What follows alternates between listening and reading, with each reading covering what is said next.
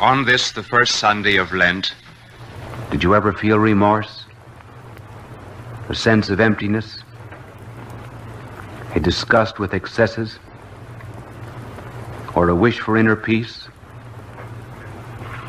That was the voice of God.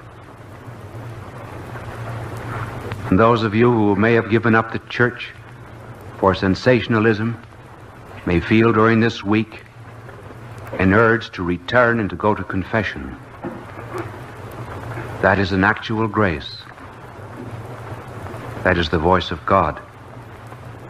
And those of you who have received this little book which we are giving away free, a book called Friends, which we will send to anyone who asks for it, Jew, Protestant, or Catholic.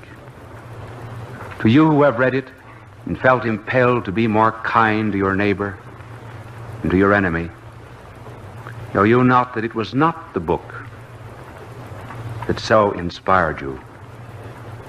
It was the voice of God. It was an actual grace. Make this experiment. I care not whether you believe in God or not for the moment, but at your first opportunity, stop in a Catholic church for a visit. Now, if you are not Catholics, and therefore, if you do not believe as we do, that our Lord is really and truly present in the Blessed Sacrament, just go there and sit down for an hour. The more we respond to His gentle pressure, the greater will be our freedom. Too long have each and every one of us said, I want to be just myself.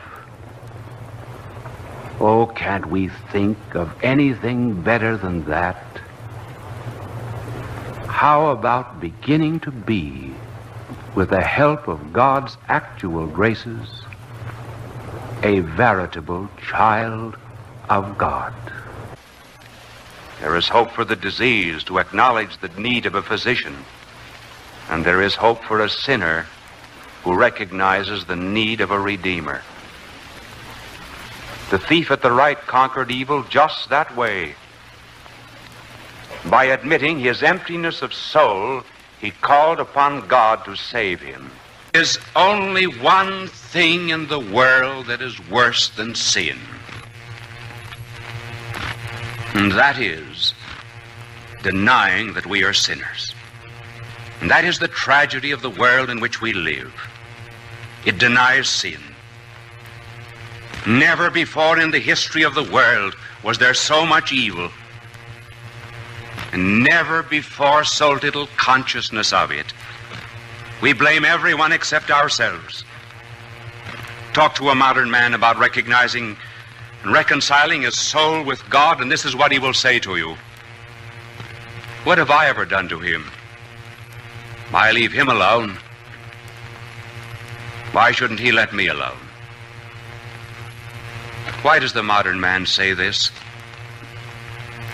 Well, for the very same reason that a healthy man might say to a surgeon who wished to operate on him, there's nothing wrong with me. Leave me alone. In like manner, if you are your own law, if you set your own standards, if you are your own God, then it is nonsense to ask to be reconciled to another God. As a man gets more wicked, he understands his wickedness less and less. Just as when a man's fever climbs to a point of deliriousness, he understands his sickness less and less. He may even think himself so healthy that he wants to go to work. The more we are in sin, the less we know sin. As the sounder we are asleep, the less we know we are asleep. We have to wake up before we know we were asleep. The cross is the eternal proof that no sin is forgiven through indifference. God safeguards His justice, even at the very moment that He forgives. All ye like sheep have gone astray. Every one has turned his own way. And he, who knew no sin, he hath made sin for us, that we might be made the justice of God in him. And I wonder, in the light of that word from the cross, if the modern hatred of religion is not to a great extent determined by the way men live. God love you.